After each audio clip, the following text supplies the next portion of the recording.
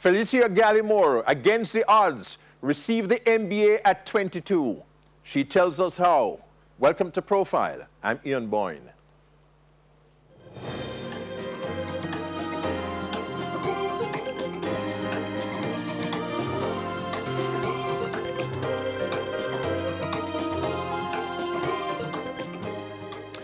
Welcome to Profile. Week after week, we bring people who achieve against the odds, people who show us that despite the hand that we have been given in life, we can make the best use of our opportunities. There are many persons who have done this. It is important for us to hear their stories, and that is what Profile has been about for these 30 years. So Felicia adds her story to this amazing repertoire that we have.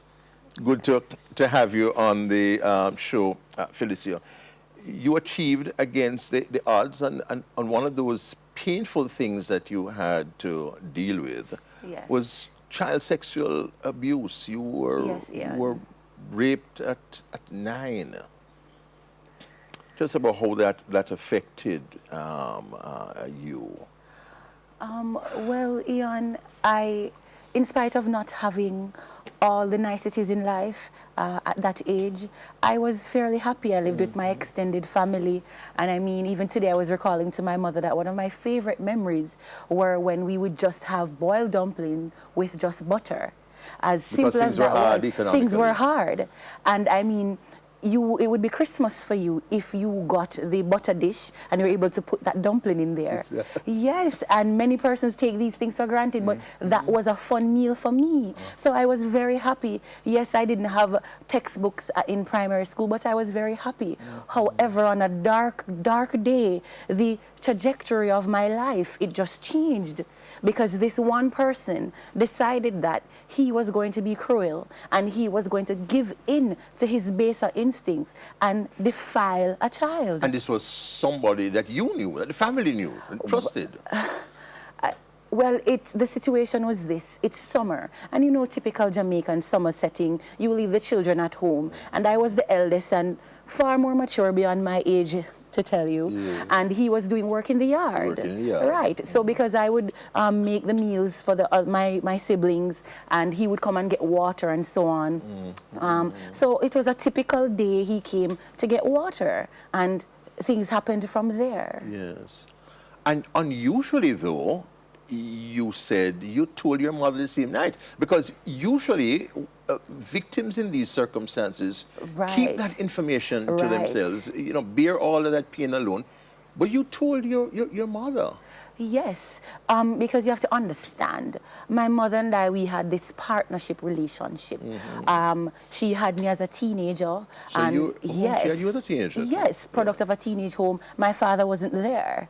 So it was just us. And she always admonished me. Oh, she was a student. There was a full story with that. Oh, my God. Well, I'll leave it up to you. All right, well, that's her story to tell, but I'll give you a tidbit. All right. My mother was a student, and my father was a teacher. Your father was a teacher? Yes, a senior teacher at that school. Yes, and because of her brilliance, and they shared a kinship with reading books. The Born series, actually. So they would exchange books. That's right. So that's how that relationship started. Yes. He was rather charming. He was a musician. He spoke several languages, so you'd understand. And, you know, people were drawn to him. Yes. So the relationship happened from there. But he was not in your life? No, he was not. As I can remember, as a matter of fact, the only thing I got from him was November of grade 1. I got a phonics book from him, or a phonics book, depending on how you pronounce it. Yes, and he had gotten the book list from July. So my mother, with fierce determination, said, listen, it is my child, I will take care of her. And as you can see, she transferred some of that determination into me. Yes. So she decided that, listen, I am going to take care of my child. And come hell or high water, that's what she did. And from that, we grew together. So we would spend our days together on Saturdays cleaning the house, and we would always talk. And she sat me down, and she admonished me. She said, Lisa, that's my pet name. She said, listen, no one should touch you here. No one should touch your underwear. No one should do this. No one should do that. She told you all of those things? Yes. Discharge her responsibilities, yes. Yes, we're very open. And so that day when that that day tragedy when took I place, knew it was wrong, but I was a tiny little tot. I mean, it's hard to believe now, but at that time I was a tiny little tot and I was defenseless. The door was locked. There was no escaping me. And thinking back on it, I know it sounds so strange, but I thank God that it was me and not my cousins, because 3 other girls were there. They were younger than me. And I didn't understand exactly what happened, but I knew it was wrong. And when she came home, I sat in her lap and I said, Mommy, I have something to tell you. And she said, what? And I told her. And that's when the magnitude of what happened registered. Because for the first time, my tower of strength, my superwoman, the first time I saw her cry was that. And it broke something inside me. I couldn't understand. And then I had a closer relationship with my grandmother. And my mother said, you cannot tell her. And we kept it from her. And I said, but we're a close family. We share everything. So that then sort of weighed on me as well, that I was keeping the secret from my grandmother. So it was not just the event, but the spiraling, what took place afterwards. Being at, when we left, my uncles got so angry when they found out. My entire family was enraged. We had to go to the police station. We had to go to the hospital. You went to court? Yes, there was a court case. There was a court case? Yes. So you as a young child? Young child, yes. To court? Yes, so my mother would through all of that. Yeah, she would have to call the school and to say, tell her to, tell them to tell me to meet me at the library, meet her at the library, and that was code for the courthouse. And we sat there in night court, in my uniform there, and I had to testify. And the judge was like, that was so vivid, and for such a young child, you gave such a good account of it. And again, I blamed myself because the judge in turn was saying my mother shouldn't have left me at home.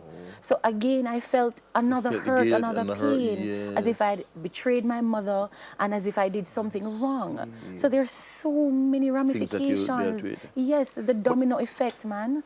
Well, you still passed your common entrance GSAT? Yes. It didn't prevent you? No, it did not. Because what I did, in understanding that, I started reading books, and that provided an escape. And when my eyes would hurt, I would put the books down, and then I created my own world, my own escape. Fantasy. Yes, I had my fantasy world. Your perfect world. Yes, where nothing was done. I could eat anytime I want. I had meals, and then I created these friends, and I had this world that was there. So when things would get rough, that story would keep me throughout, and I carried that from that age until now. Yes. And you passed for Herbert Morrison? Yes, Herbert Morrison Technical High School. Yes. And went on to become deputy head girl there? Yes, I was deputy head girl, student council vice president, PRO for the Tourism Action Club. Yes, I was in drama, debate, netball. And graduated with 10 CXCs? Yes, 10 CXCs. 7 distinctions? Yes. 7 distinctions, 2 2s, and a 1. Of course, in math, I'm not very good at math. You're in accounting. I know. You graduated cum laude, It's very paradoxical, yes, I know, but yes. Yeah. And even there, we face odds, because I didn't have textbooks, and my mother lost her job, and I had to spend time with my cousin. And I remember in the mornings going to school, we would wake up, and my cousin would just go outside and pick some fever grass. That's what she would boil the fever grass.